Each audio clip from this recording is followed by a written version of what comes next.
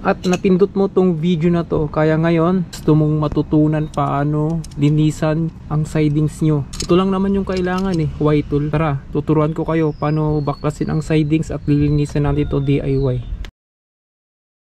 Una natin babaklasin ay itong airbox, kasi kung maglilinis tayo ng sidings, kailangan na rin natin to i-check kung marumi. Madali lang naman to baklasin. Phillips screw, 6 na Phillips screw, makikita dyan, at may dalawa dito sa baba. Medyo madumi na rin. Ito pala yung aking air filter, pero para sa akin wag kayo magdaganito, stock lang. Tapos ngayon babaklasin natin tong size 10. That's it. Tatanggalin natin tong mga 8.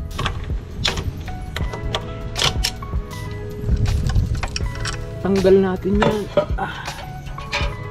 Una natin tatanggalin is itong pulley.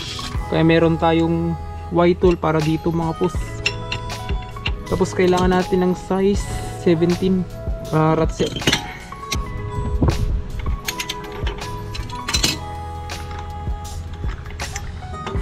Sa akin may spacer kasi nilagyan ko.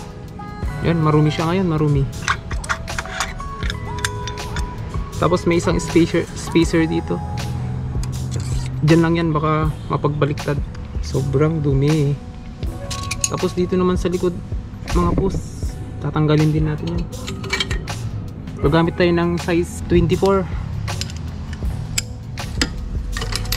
Ganun lang magbaklas mga pus. Marumi na rin mga pus. Pero itong ating torque drive mga pus, okay pa naman yung bearing niya.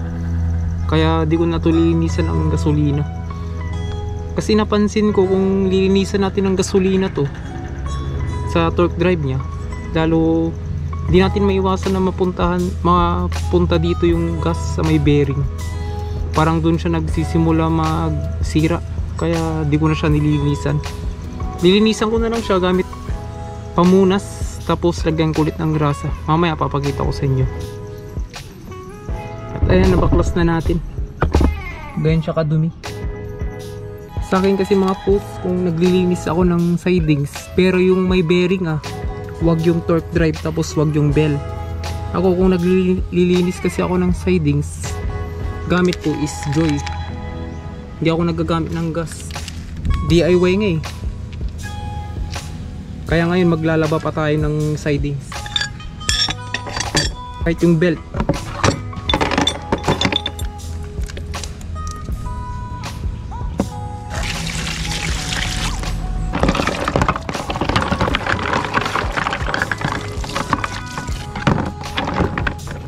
Para sa akin mga pus, mas okay ito kaysa gas. Okay si Joy kasi friendly siya. Pero make sure na tuyong tuyo tutuyuin nyo ng maayos.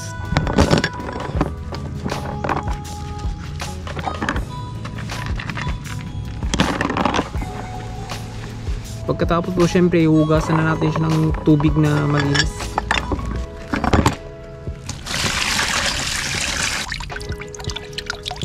Tapos kailangan mo na siyang linisan. Tapos itong belt, syempre kailangan natin isampay yan para tuyong-tuyo. Lagay natin siya dito sa sampayan para talagang tutuyo siya. Yan, tutuyo na yun mamaya. Tapos to kanina yung mga hinugasan natin dun sa tubig gamit ang Joy. Hugasan din natin, lilinisan natin ng maayos yan gamit tong trapo. Basta hindi basa. At take note mga pus, dapat sobrang dry bago nyo ilagay kasi syempre baka kakalawang ganon, kaya dapat talagang dry na dry siya. Para sa akin mas okay si Joy kasi friendly lang yung price niya. Hindi ko naman sinasabi na tinitipid ko si Mio, pero syempre DIY content tayo. Yun yung pinaka DIY na pwedeng gawin kung namamahalan kayo sa gas, sa CVT cleaner, degreaser, ganon. Okay na rin si Joy. Basta yun lang yung tip ko sa inyo mga pus, tutuyuan nyo talaga siya ng maayos at maigi. Talagang dry na dry. Next, ito lilinisan natin to gamit ang Joy. Tanggalin ko muna mga to. Tapos itong ating torque drive, lilinisan natin dyan mamaya. Last na yan. Patugasan na natin yung ating crankcase, ba yung tawag dito, ng Joy.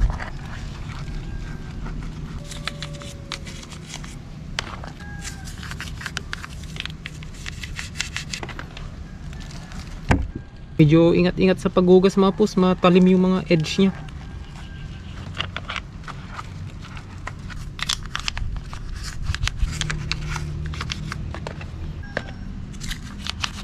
Tapos ngayon babanlawan na natin.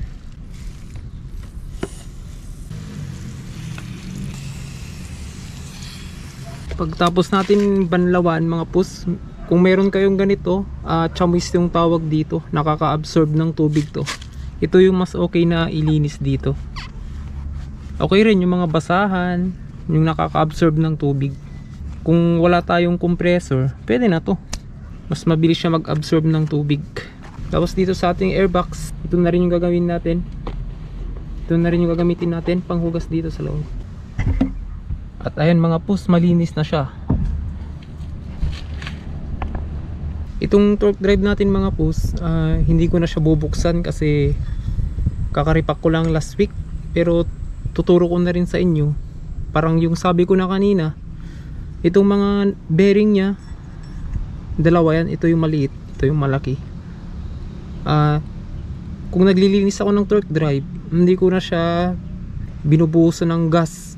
If binubuhusan ko siya ng gas, dun lang siya, dun sa tatlong naka may pin.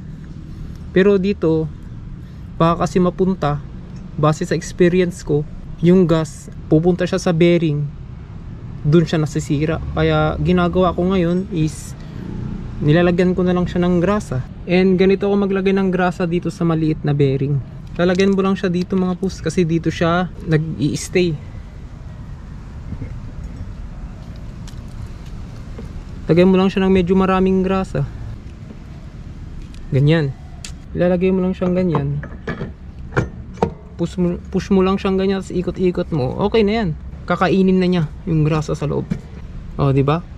At itong bell mga pus, lilihain nyo dito sa loob. Kasi meron maiiwan na parang black yan. Ganyan, lilihain mo yan. Pagtapos mo lilihain yan mga pus, lilihain nyo naman ito. Lilihain nyo yung kanyang brake shoe. Yan, yung mga black, tanggalin nyo yan. Yung liha mga pus, basta wag yung masyadong makapal. Tapos kung magliliha kayo pag ganito, hindi siya pag ganun. Dapat left and right lang. Tapos yung una nating sisikipan mga pus, sa likod bago dun sa harap.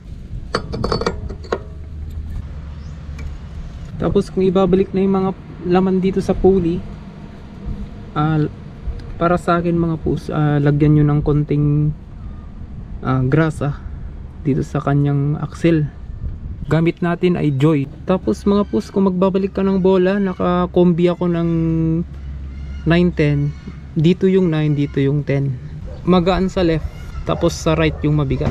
Tapos bago pala ibalik yung pulley mga pus, kung meron na siyang kanal dito, lihain nyo. Pero yung liha nyo pag ganun. Pero sa akin wala pa naman.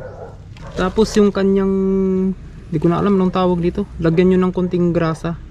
Kahit konti lang.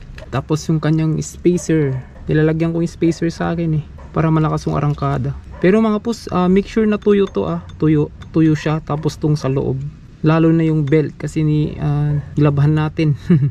Dapat super tuyo yan para wala tayong abala. Okay mga pus, babalik na lang ako kung tuyo na yung ating belt.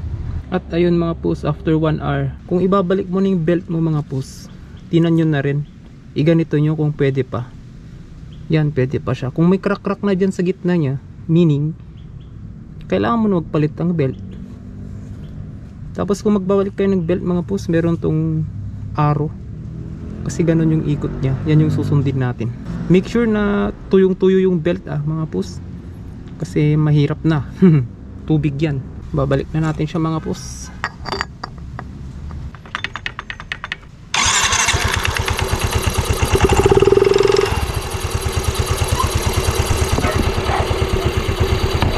Yan, okay na yung ating siding. Babalik na natin lahat mga pus. Ganun lang kadali ang maglinis ng ating siding sa bahay. Ganun lang kadali mga pus, ating DIY. Salamat sa panonood mga pus. Peace out.